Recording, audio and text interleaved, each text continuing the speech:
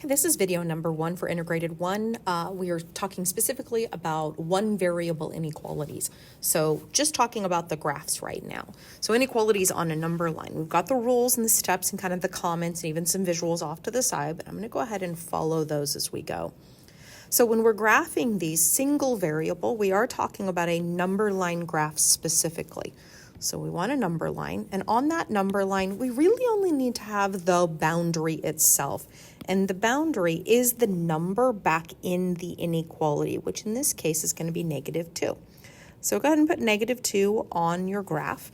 Then the next thing that we need to do is we need to figure out what the inequality symbol is. Now, if the inequality symbol has an equal to part that I just highlighted in red, then we're being told that on the boundary, we're going to have a dot, but we want it filled in because we're going to include that. And then one of the other things that I talk about in class, and this trick will work as long as your variable is on the left-hand side. And go back to the inequality, and you look at the top part of the inequality, and it looks like the tip of an arrow. And that arrow tip looks like it's pointing to the left. So an arrow tip and put it on the left of the boundary. Now, all we need to do is connect them. So go back to your boundary and connect to the arrow tip. So this says x is less than or equal to -2. So that's our graph. All right, let's take a look at the next question. So same thing, we're going to be graphing. So the boundary. Take a look back. We know that the boundary itself, in this case, is going to be 4. And that's really the only number that we absolutely have to have on the number line. So 4. Look back at the inequality symbol. Notice that there is no equal to part on this. So on the graph, we're going to have a circle, but it's not going to be filled in. Then take a look at the inequality symbol. Notice the variable's on the left-hand side. Notice that the arrow tip looks like it's pointing to the right. So I'm going to point my arrow tip to the right and then go from the boundary and connect.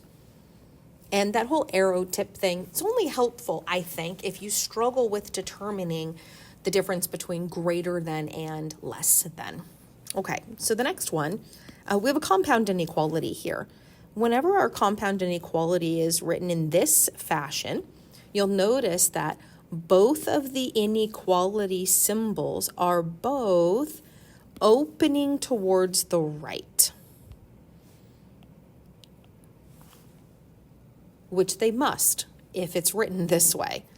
So what this is going to be is we're going to have 2 boundaries this time. So we're going to go ahead and put our -2 on the left since it is a smaller number, and our 5 on the right since it is a larger number. And when we have our inequality written this way, we're basically being told that we want everything in between those 2 values. So taking a look at the inequality symbols themselves, notice that the inequality right next to the -2 does not have an equal to part, so it's an open dot. The inequality right next to the 5 also does not have an equal to part. And then the inequality is telling us that we want everything in between these 2 values. So we're going to go ahead and connect the graph.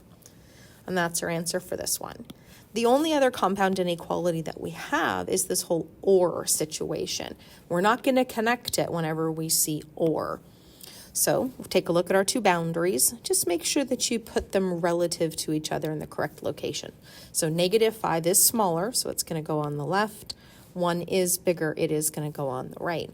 Let's take a look at the inequality symbols themselves. So with the 5, -5, we do have that equal to part. So -5, we're going to have a filled in bubble. But with the 1, there's no equal to part. Okay, so now we can use the arrow tip thing again, because notice in each one of these, the x is on the left-hand side. So let's take a look. That green arrow tip next to the -5 looks like it's pointing left.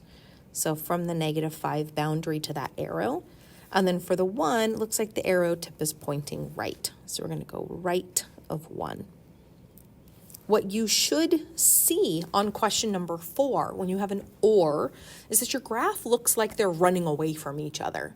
Whereas question number 3, when it is connected, so it looks like a compound inequality, you have both of the numbers together, you have the inequalities all kind of smashed in together, you're going to see that the graph is actually connected.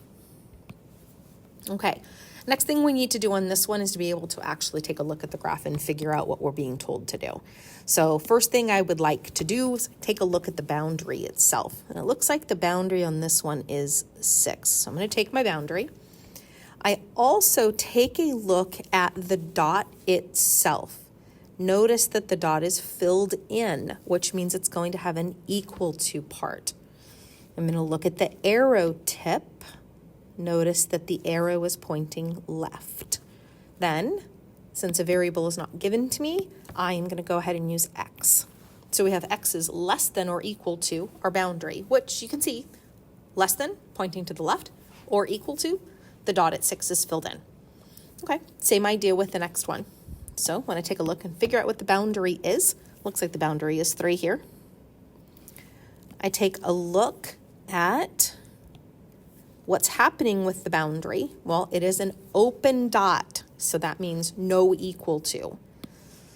Take a look at the arrow. Looks like it's pointing right, so I'm going to have an arrow tip pointing right, no equal to. And then I'm not given a variable, so I'm just going to go ahead and assume it's x. So x is bigger than 3. Bigger than, pointing to the right, but not equal to because the dot's not filled in. Okay, I take a look at this next one, and I know exactly what this is because the graph looks like it's running away. If this is running away, then I know for sure I'm going to have 2 inequalities, but I'm going to have an or in between them. Okay, so let's do the one on the left. So my boundary itself on the left is 1. I take a look at the dot at 1. Notice it is not filled in. Okay, so no equal to. Take a look at the arrow tip that is connected to that one. Looks like it's pointing left. And I'm not given a variable, so I'm going to go ahead and call it x. So that's the one on the left-hand side. Let's do the one on the right-hand side. So the boundary for the one on the right-hand side looks like the number is 3. I look at the dot, and I see that it is filled in. So that means I'm going to have an equal to part on this one. Take a look and see which way the arrow tip is pointing. It's pointing to the right, so I'm going to have a right pointing arrow tip. And then I want to use the same variable. So since I used x, I'm going to use x. So there's my answer. X is less than 1, so left of 1. Or x is greater than or equal to 3. So maybe it's 3, dot filled in, or it's bigger than 3. And then question number 8 is going to be our last one. You'll notice that the graph is connected. So I think I'm just going to write one compound inequality. All right, taking a look at this, my boundary on the left-hand side is 5, so I'm going to pull that boundary down. My boundary on the right-hand side is 9. I'm going to pull that boundary down. Now, taking a look at just the dots themselves. So this one, not filled in. Now, keep in mind, they're always going to open right. So I know these are both going to open right.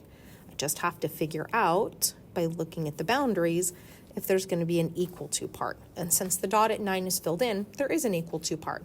The dot at 5 is not. It's not an equal to part. Then I just need my variable.